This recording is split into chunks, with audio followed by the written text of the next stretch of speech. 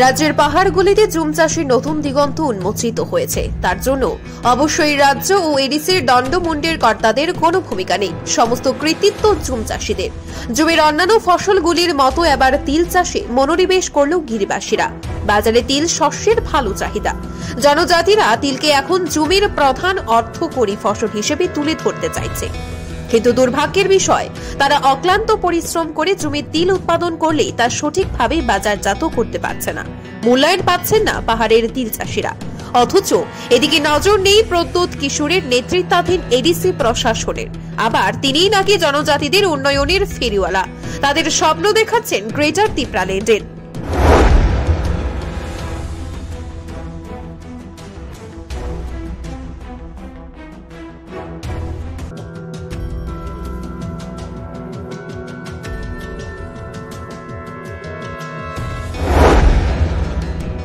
তেলিয়ামুড়ার মহকুমার মুঙ্গিয়াকামি ব্লকের অন্তর্গত রঙ্গিয়াটিলা 18 মোড়ার বুধিরাম হাজরাপাড়াতে মূলত জনজাতি অংশের মানুষের বসবাস।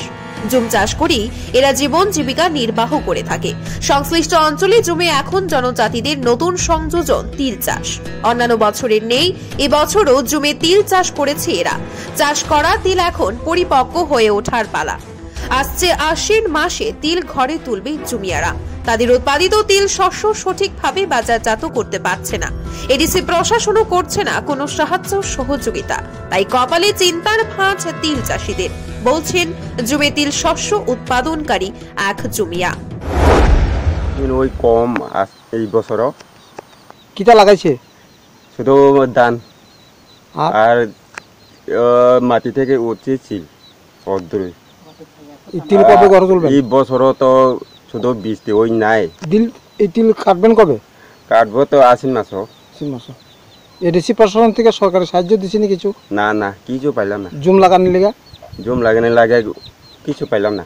কিছু বীজ ওই পাইলাম না, কিছু ওই পাইলাম না। আপনার নাম? উত্তম কুমার দেববর্মা। এটা কোন জায়গা?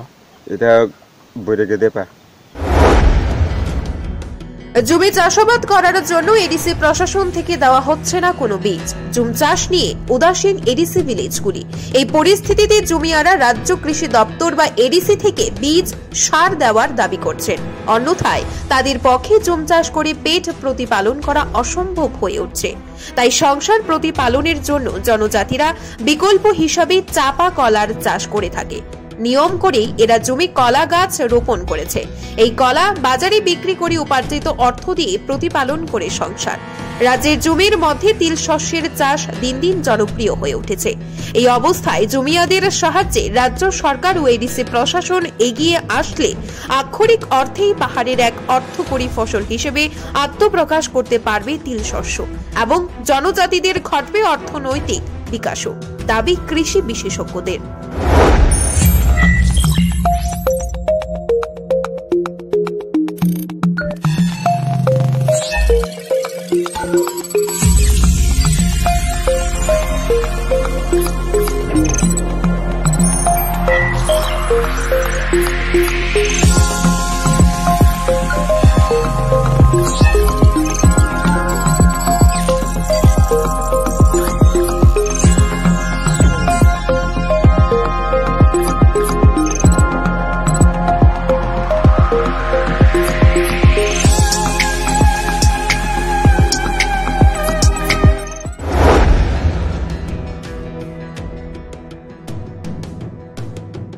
Bureau Report, JM24 News.